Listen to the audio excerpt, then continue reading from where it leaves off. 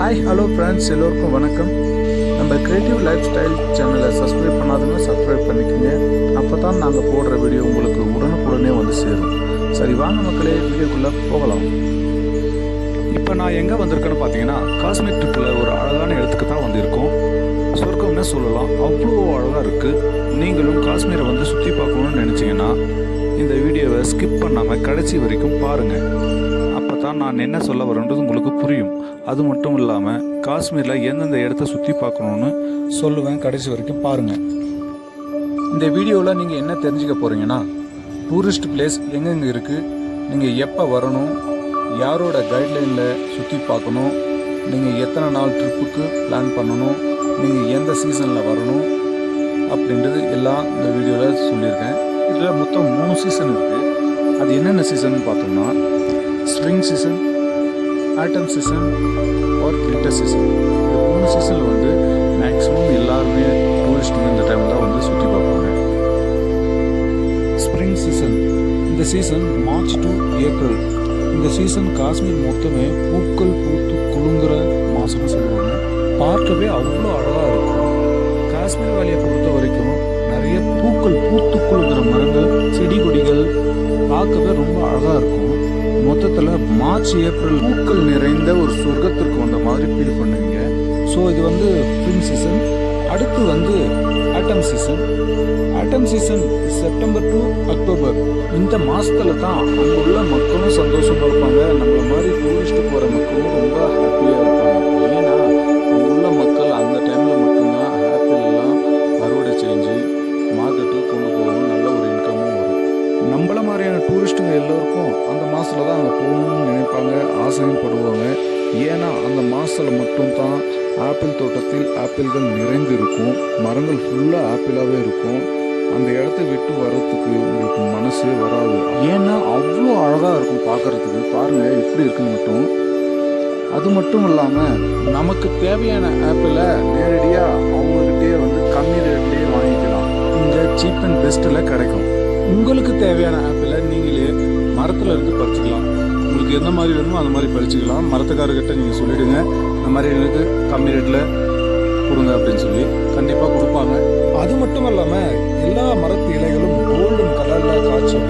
ஏனென்றால் ஆட்டம் சீசன், இலையுதிர் காலம், பார்க்கவே கோல்டன் சிட்டிக்கு உள்ளே வந்த மாதிரி இருக்கும். ரொம்பவே அழகாக இருக்கும். ஸோ இது வந்து ஆட்டம் சீசன். அடுத்து வந்து பார்ப்பது வின்டர் சீசன்.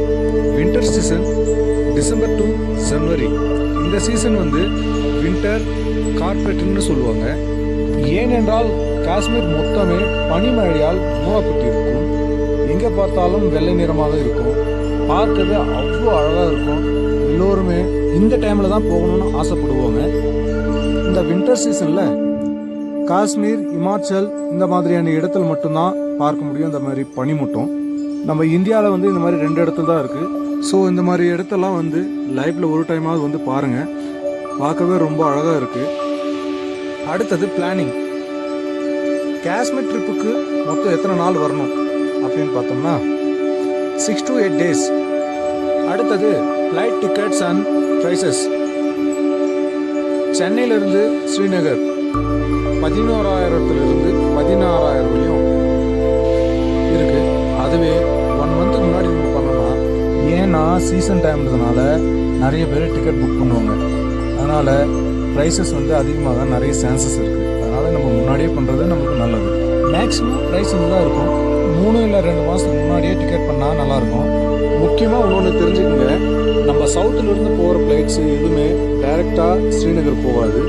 நம்ம 2 or 3 hours வந்து டெல்லியில் ஹோல்டு பண்ணி போகிற மாதிரி தான் இருக்கும்.